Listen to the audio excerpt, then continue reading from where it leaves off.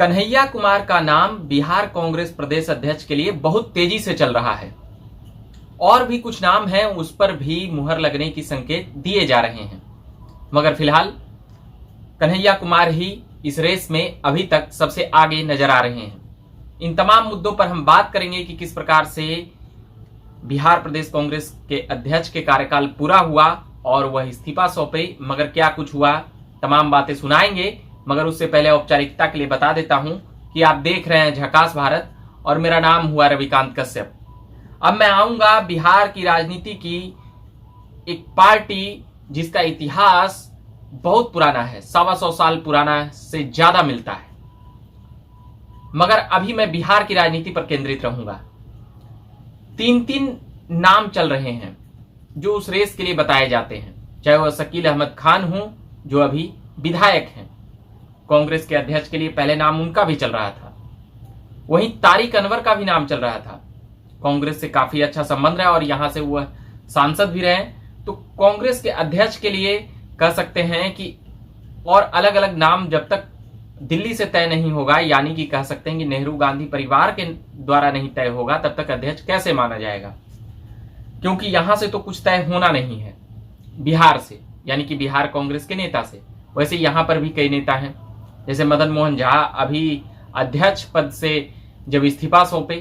तो राहुल गांधी द्वारा कहा गया कि जब तक अभी नया अध्यक्ष नहीं बन जाते हैं तब तक आप इस पद पर बने रहेंगे।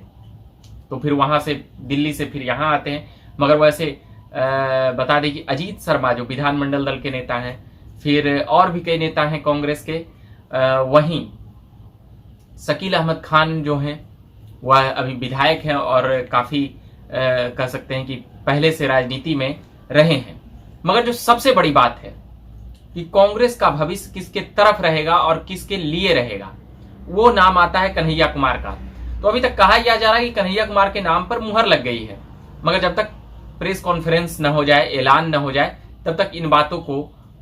ऑफिशियली तौर पर कहना मुश्किल है, क्योंकि अंतिम क्षण तक कौन क्या बन जाए, ये कहीं चेंज हो जाए नाम। तो इसीलिए कन्हैया कुमार जो जब से कांग्रेस में आए हैं तब से बिहार में आरजेडी और कांग्रेस का गठबंधन पर काफी बुरा असर पड़ा है। कई कांग्रेसियों में जोश भी जागा, मगर जब चुनाव परिणाम आता है तो ये बातें समझ में आ जाती है कि वोट आरजेडी के पास ही है। कांग्रेस केवल उसमें कह सकते हैं कि जोरन है, या फिर कह सकते हैं कि जो मतलब इतना कम वोट है, 1000 वोट। अभी उपचुनाव में जब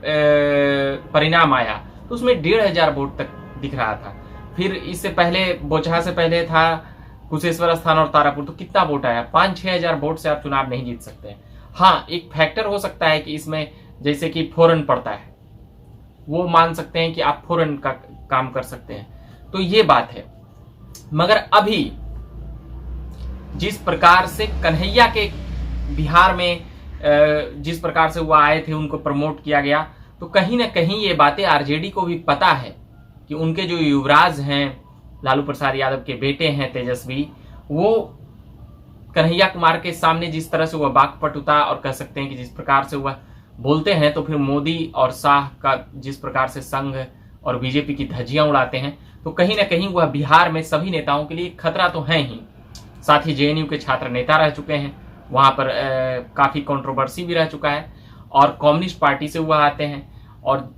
जिस प्रकार से वो अपनी बात रखते हैं, इस देश में बहुत ही कम लोग उस शैली में बात रखते हैं। तो कहीं ना कहीं कन्हैया कुमार का एक प्रभाव है। और जो सबसे बड़ी बात है कि भूमिहार जाति से वो आते हैं, और अभी बिहार में बीजेपी की तरफ जो भूमिहार थी वह आरजेडी की तरफ जाते हुए नजर आ रही है। कांग्रेस भी यह सोच रही है कि अगर हम कन्हैया को ले आते हैं तो फिर इस जाति का झुकाव इस ओर हो सकता है, और ये समीकरण, कई समीकरण और बनाए जा रहे हैं। मुस्लिम दलित के अध्यक्ष बनेंगे, अलग अलग प्रकार की बातें हो रही है, मगर जब तक अंतिम मुहर न लग जाए, तारिक अनवर और शकील अहमद खान तो हैं ही, मदन मोहन झा जिस प्रकार से, मगर कांग्रेस कोई ऐसा अध्यक्ष क्यों नहीं ला रही है जैसे कि गुजरात में लाई हार्दिक पटेल को, जो पटाईदार आंदोलन से उभरे, और जिस प्रकार से उन्हें अध्यक्ष बनाया गया है, उसके बाद से वहां पर जो परिणाम रहा कांग्रेस का, तो समझ सकते हैं कि बिहार में अगर कन्हैया कुमार को अगर प्रदेश अध्यक्ष अगर यहां बनाया जाता है, कहा यह जा रहा है कि राहुल गांधी की पहली पसंद कन्हैया कुमार ही है, तो लगभग यह भी माना जा रहा है कि कन्हैया कुमार प्रदेश अध्यक्ष बनेंगे। मगर अभी ऑफिशियली तौर पर इसका ऐलान नहीं हुआ है। अगर कन्हैया कुमार बनते हैं तो उनका कह सकते हैं कि एक जोड़ घटाव जो लगाया जा रहा है कि जिस प्रकार से बोचहा में जो परिणाम का जिस जाति की भूमिका रही, भूमियार जाति का, तो उसमें कहा जा रहा है कि कन्हैया भूमियार जाति के हैं और अगर वह कांग्रेस के प्रदेश अध्यक्ष बनते हैं तो जो दिल्ली से खबर आ रही है, तो फिर